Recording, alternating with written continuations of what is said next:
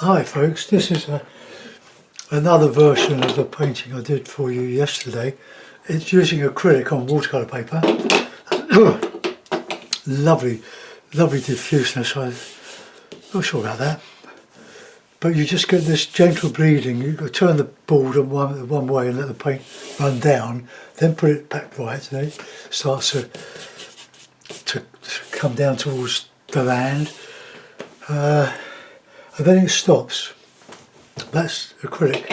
Watercolour will bleed right out, but acrylic tends to stop.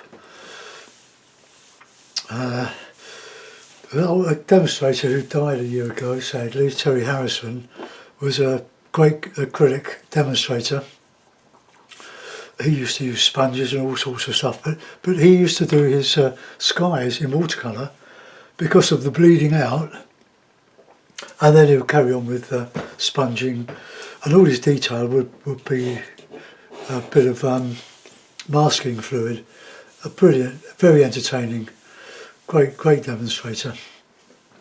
But here I've made the tree more solid, and I've tried to show a bit of a reflection or the shape of that tree in the pond.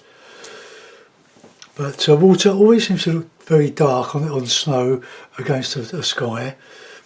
It isn't really dark, because if you look at it, it'll be reflecting the colours, but it's just the contrast between the pond and the lightness of the snow.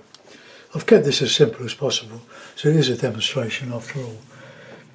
And one little thing, I mention it often, when you do fences, unless you're doing a photographic copy of something, don't put everything in on fences, etc. Leave some gaps. It helps the viewer get involved with the picture by filling in the detail themselves. Sort of an impressionist thing, I think.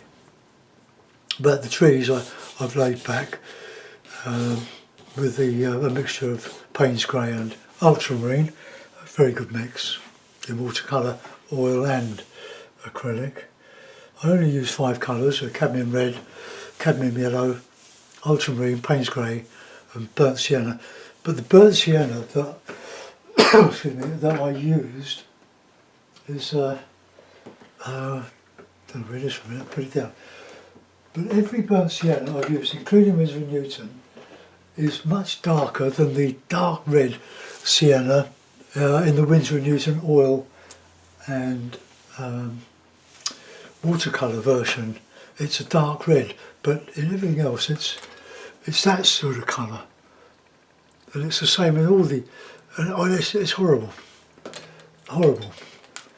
So it's one of the reasons why I stopped doing acrylic, but I don't really, but I like acrylic done like this. This is a different ball game. So if you haven't tried it, it's lovely and it's permanent. You wouldn't be able to remove that with water, like watercolour. It's a stain.